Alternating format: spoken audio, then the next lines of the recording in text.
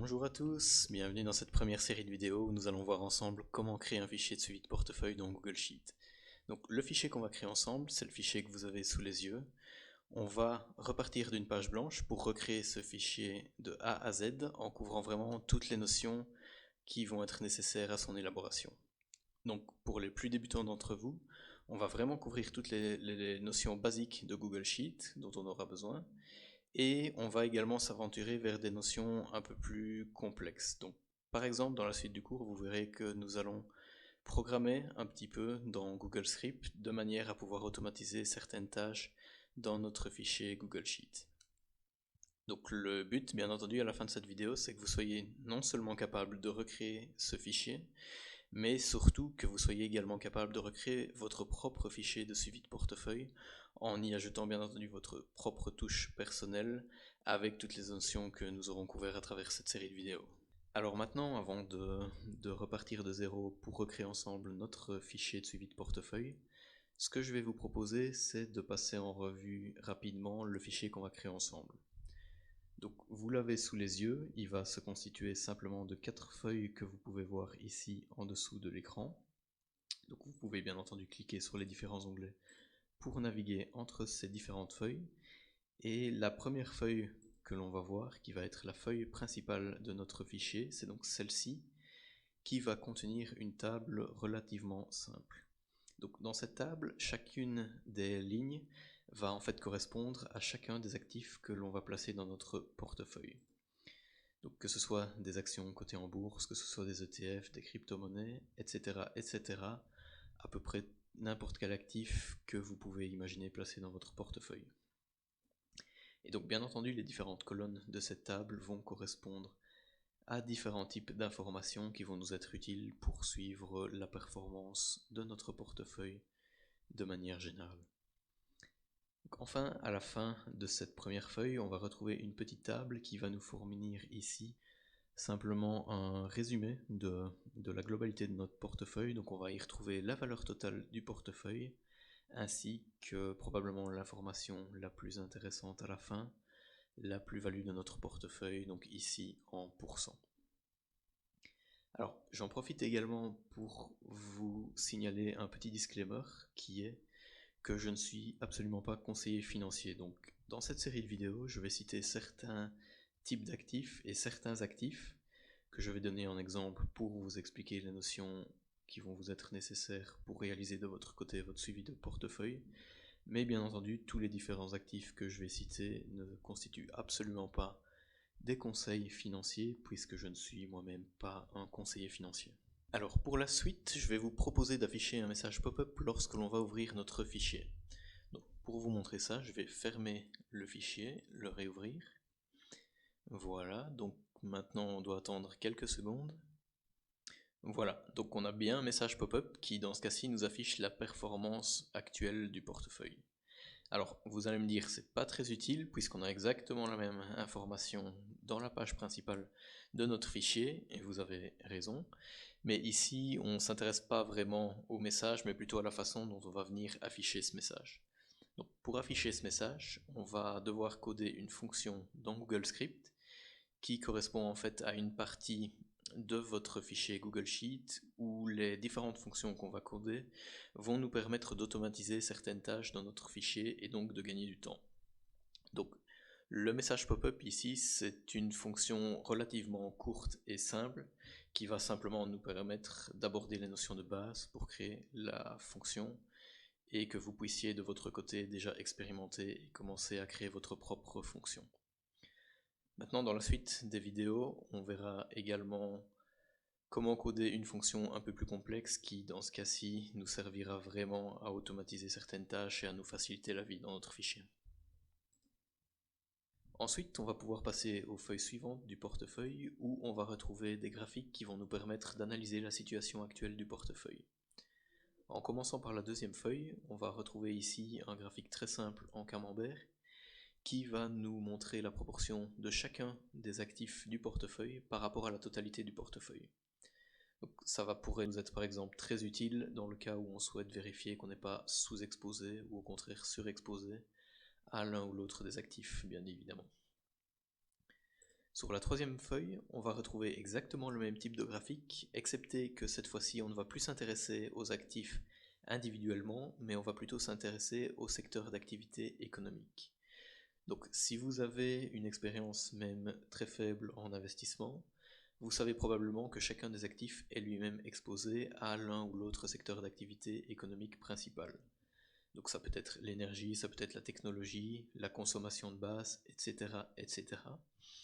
Et vous devez probablement savoir également que votre taux d'exposition à chacun de ces secteurs d'activité économique va également impacter directement la performance de votre portefeuille. Et donc encore une fois, dans cette optique, ce type de graphique peut être très utile puisqu'il va nous renseigner directement sur le taux d'exposition de chacun des secteurs d'activité par rapport à la totalité de notre portefeuille.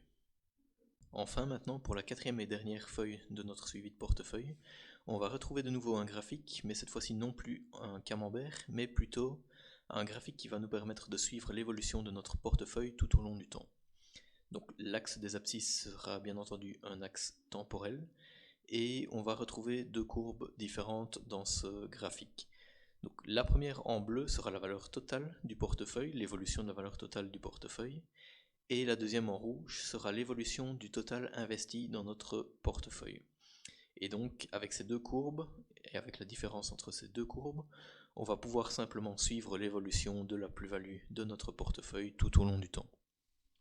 Donc pour tracer ce graphique, on va également avoir besoin d'une table que vous voyez sur la gauche de votre écran, et dont les points vont en fait correspondre à différents points temporels pour lesquels on va venir récupérer les valeurs du portefeuille qui nous intéressent.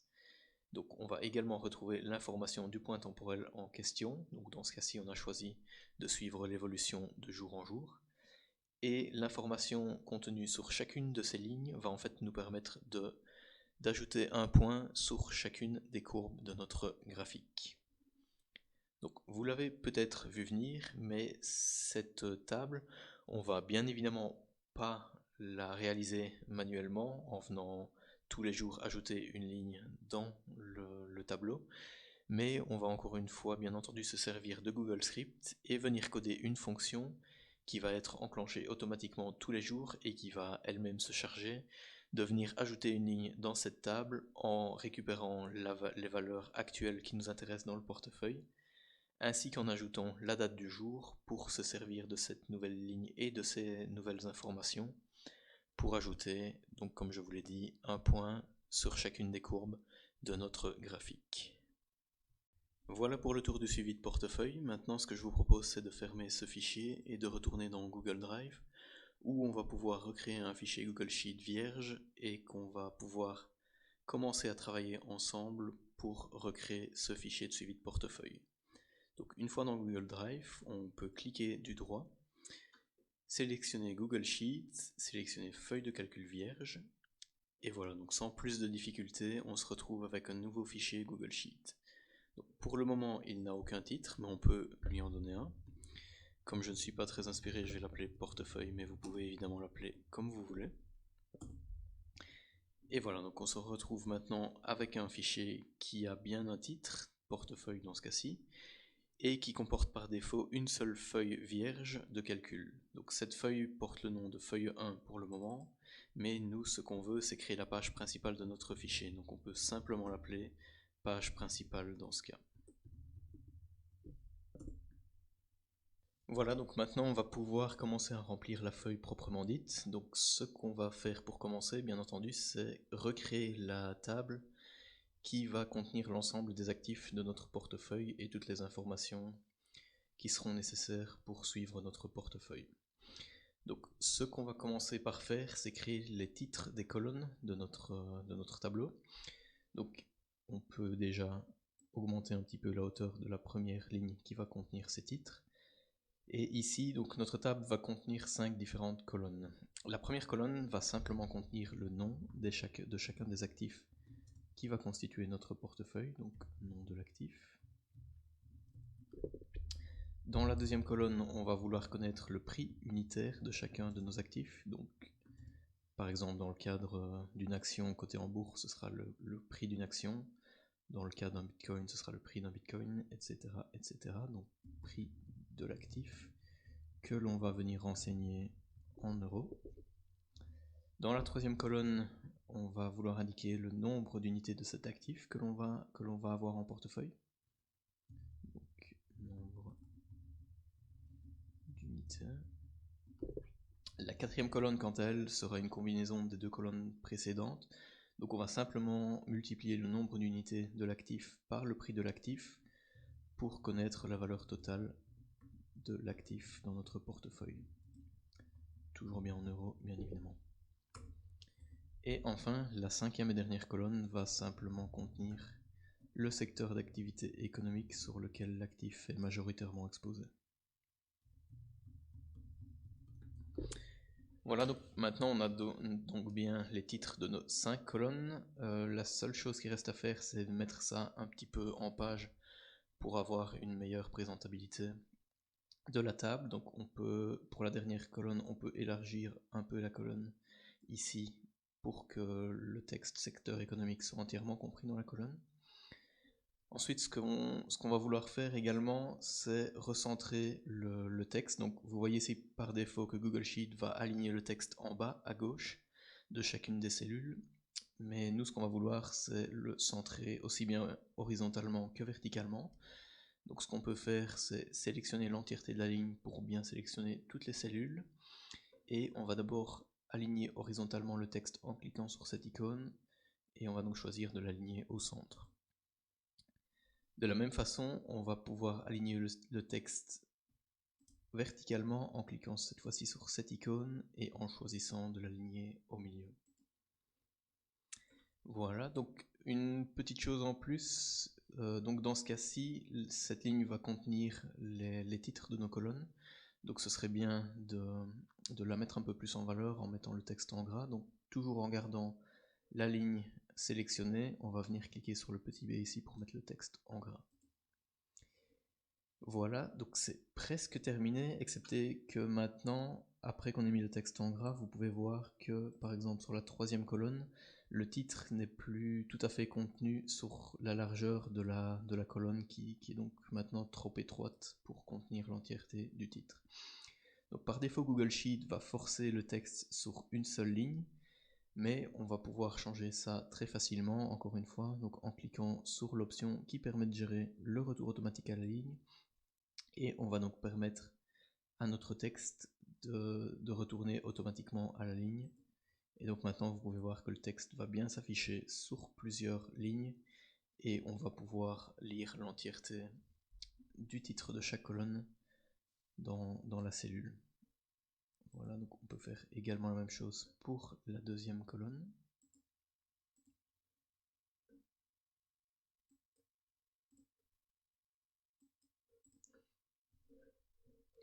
Alors maintenant qu'on a la structure de notre table, ce que je vous propose c'est de commencer à insérer des lignes qui vont donc correspondre aux différents actifs de notre portefeuille. Donc, le premier actif que je vous propose en exemple, c'est une action qui est cotée sur la bourse de Paris et qui n'est autre que Total Energies. Pour le prix de l'actif, vous vous en doutez, on ne va pas venir le taper manuellement, sinon on devrait le remettre à jour manuellement également à chaque fois qu'il y a une fluctuation du prix, mais à la place, on va utiliser une formule qui est directement implémentée dans Google Sheet et qui s'appelle Google Finance. Donc Google Finance va aller récupérer l'information du prix de l'actif dans une base de données, mais surtout ce qui va être intéressant, bien évidemment, c'est qu'elle va également mettre à jour cette information à chaque fois que le prix va fluctuer, ce qui va nous être donc très utile lorsque l'on souhaite suivre le prix de son portefeuille sans effort. Donc, comme à chaque fois qu'on souhaite utiliser une formule dans Google Sheet, on va commencer avec le signe égal, suivi du nom de la formule qu'on souhaite utiliser, donc Google Finance dans ce cas-ci. On peut ensuite ouvrir les parenthèses pour indiquer à la fonction quels sont les différents paramètres qu'elle va prendre en entrée. Donc si vous allez dans la documentation de Google Finance, vous pouvez constater qu'elle peut prendre en entrée plusieurs paramètres, mais il n'y en a qu'un seul qui est vraiment utile et qui est vraiment obligatoire, c'est le paramètre qui va permettre d'indiquer à la fonction quel est l'actif dont on souhaite récupérer la valeur. Donc on va ouvrir les guillemets Et dans le cas d'une action, on va d'abord devoir démarrer avec un code qui correspond au code de la bourse sur laquelle l'action est cotée.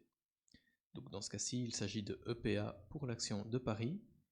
Ensuite suivent 2 points, eux-mêmes suivis d'un autre code qui va lui correspondre à l'action en elle-même, donc TTE pour Total Energies.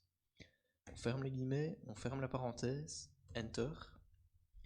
Et voilà, donc Google Finance nous affiche bien le prix actualisé de l'action.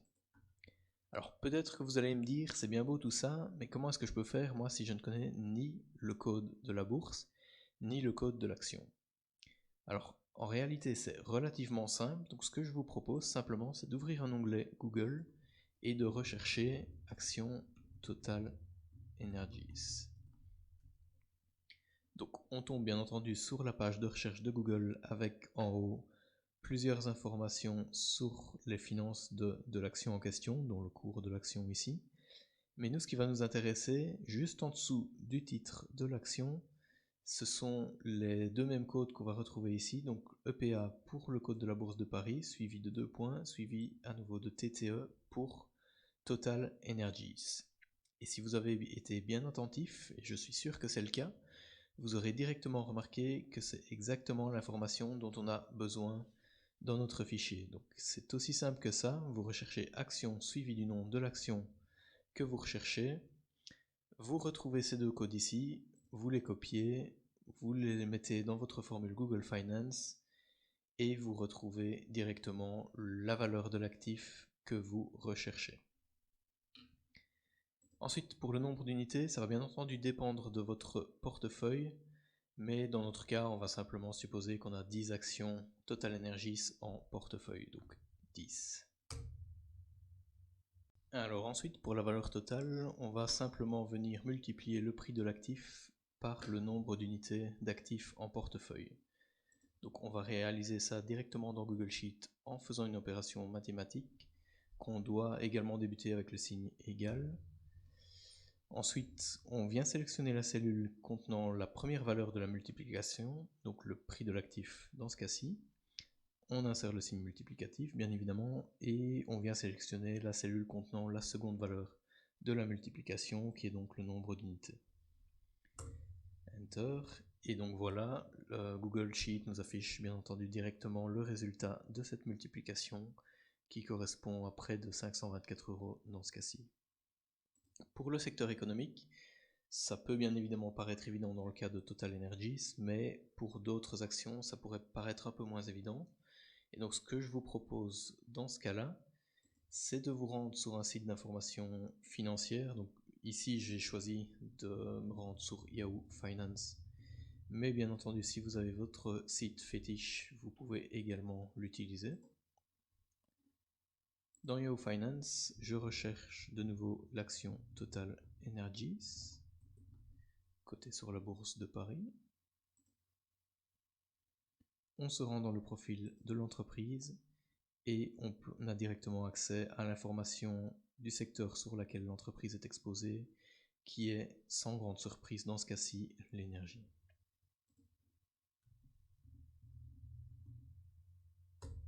Alors voilà, maintenant qu'on a fini notre première ligne, je vous propose directement d'insérer une deuxième ligne avec de nouveau une action de la bourse française et qui n'est autre que Danone.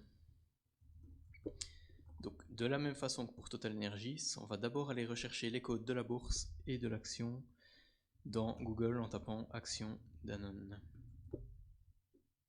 Donc vous voyez encore une fois qu'on retrouve bien directement les codes EPA correspondant à la bourse et BN correspondant à l'action Danone, qu'on va venir insérer ici dans notre formule Google Finance. On ouvre les parenthèses, on ouvre les guillemets et on colle les codes qu'on vient de copier dans Google. Alors faites juste attention que ici il y a un espace entre les 2 points et le code de l'action, mais vous devez le supprimer, sinon simplement la formule Google Finance ne fonctionnera pas. Enter, donc on récupère bien le prix de l'action de Danone. Pour le nombre d'unités, on va dire qu'on a 5 actions de Danone dans notre portefeuille. Et pour la valeur totale, donc on pourrait bien entendu recopier exactement la même formule qu'avant, mais plus simplement, on va donc copier simplement la cellule contenant cette formule pour l'action totale et venir la coller sur la ligne de Danone. Alors, quelque chose de très pratique ici, donc par défaut, vous pouvez constater que lorsque l'on copie une formule depuis une cellule vers une autre cellule, donc dans ce cas-ci en la translatant d'une cellule vers le bas, Google Sheet va automatiquement translater les références aux cellules de la formule de la même façon. Donc vous pouvez voir que les références ne sont plus liées à la ligne de Total Energies, mais Google Sheet a bien translaté ces références d'une ligne vers le bas, vers les cellules contenant le prix de l'actif de Danone et le nombre d'unités de Danone. Pour le secteur économique, donc on peut retourner simplement dans Yahoo Finance.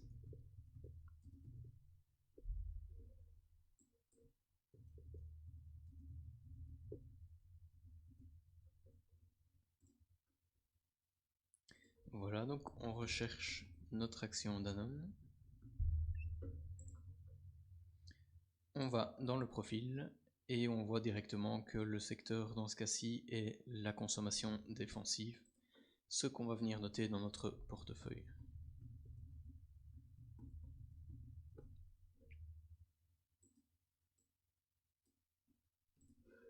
Alors maintenant pour le troisième actif, ce que je vous propose c'est encore une fois une action, mais cette fois-ci non plus cotée sur la bourse de Paris, mais plutôt sur la bourse américaine. Donc on va parler de Coca-Cola. Et cette fois-ci je vais vous laisser le soin d'aller rechercher toutes les informations pour récupérer le prix de l'actif ainsi que le secteur économique par vous-même. Je vais simplement retaper tout ça d'une traite pour gagner un petit peu de temps dans le tutoriel. Donc on aura le code de la bourse qui sera NYSE et le code de l'action qui sera KO dans ce cas-ci.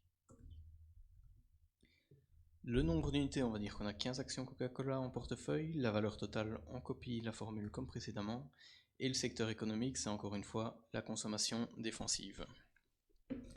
Alors, il y a juste un petit problème dans ce cas-ci, puisque contrairement aux deux actions précédentes, Coca n'est pas coté sur la bourse européenne, mais est coté sur une bourse américaine. Et donc la valeur que va retourner Google Finance ne sera donc plus directement en euros, mais va dans ce cas-ci être en dollars. Ce qui va être un problème pour nous bien évidemment, puisque dans notre portefeuille, on ne veut afficher que des valeurs en euros. Donc simplement ce qu'on va avoir besoin dans ce cas-ci, c'est de connaître le taux de change de dollars américains vers euros et de multiplier cette valeur par ce taux de change pour recalculer le prix de l'action en euros. Donc pour ça, on va avoir besoin de connaître le taux de change de dollars américains, donc USD vers euro, EUR. Voilà, donc je vais juste mettre ça un petit peu en forme ici, en mettant en gras et en centrant. Et donc pour récupérer ce taux de change, la formule Google Finance va encore être très utile, encore une fois. Donc on tape Google Finance, on ouvre les parenthèses, les guillemets, et dans ce cas-ci, ce qu'on veut connaître, c'est un taux de change depuis une unité monétaire qui est le dollar américain vers une autre unité monétaire qui est l'euro. Donc on doit simplement taper les deux codes à 3 lettres de ces deux monnaies pour récupérer le taux de change entre ces deux monnaies. Donc USD pour dollar américain, euro pour euro. On ferme les guillemets, on ferme les parenthèses, Enter, et on récupère donc une valeur qui correspond au ratio lorsque l'on veut convertir des dollars américains vers des euros. Il nous reste une chose à faire bien entendu, c'est revenir sur la cellule contenant la valeur de l'action en dollars que l'on va multiplier par ce taux de change que l'on vient de récupérer ici. Donc on insère le signe multiplicatif, on sélectionne la cellule contenant ce taux de change et on va donc bien multiplier des dollars retournés par la fonction Google Finance par un taux de conversion de dollars vers euros, ce qui va donc nous donner au final le prix de l'action Coca-Cola directement en euros. On peut aussi réduire le nombre de chiffres après la virgule à l'aide de cette icône et on va donc seulement laisser 2 chiffres comme les prix précédents pour que ce soit un peu plus visuel.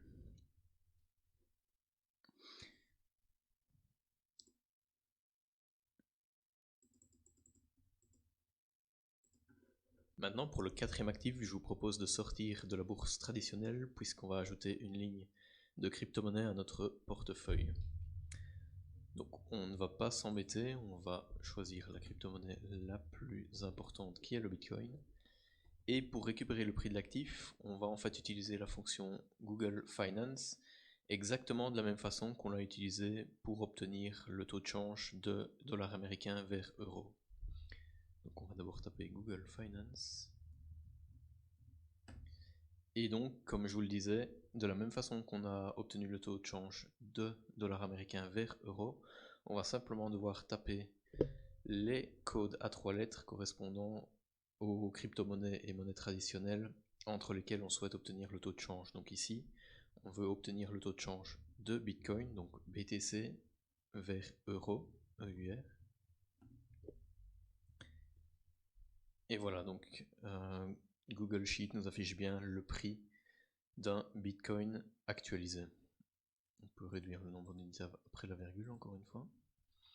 Le nombre d'unités, on va dire qu'on en a assez peu dans ce cas-ci, puisqu'évidemment le prix d'un Bitcoin est relativement élevé comparé au prix des actions précédentes. Donc on va dire qu'on a 0,02 Bitcoin en portefeuille.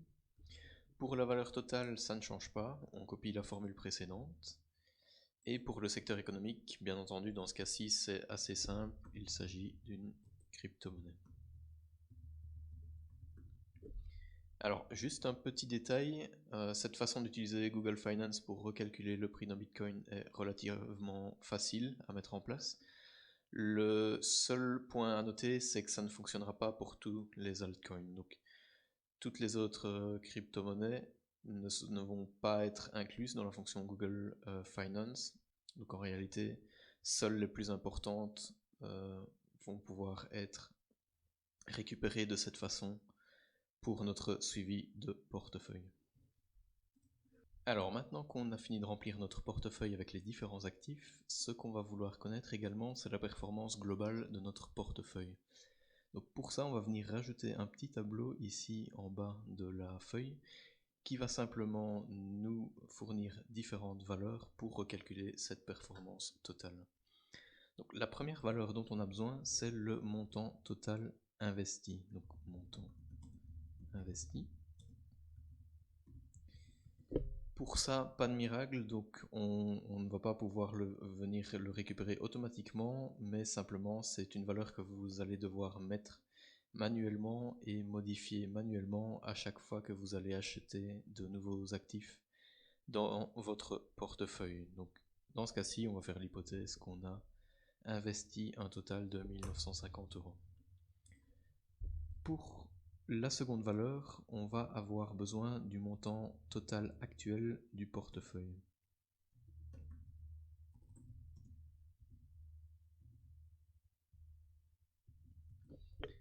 Alors, le montant actuel du portefeuille, c'est relativement simple, ça va donc correspondre à la somme des différentes valeurs totales de toutes les lignes de notre portefeuille. Donc, pour ça, on va venir utiliser une formule de Google Finance qui s'appelle tout simplement somme et qui va prendre en paramètre un range, donc un ensemble de cellules qu'on va lui indiquer pour faire l'addition. Donc dans ce cas-ci, on va vouloir additionner toutes les cellules contenant les valeurs totales de chacune des lignes. Donc on va venir sélectionner ces cellules.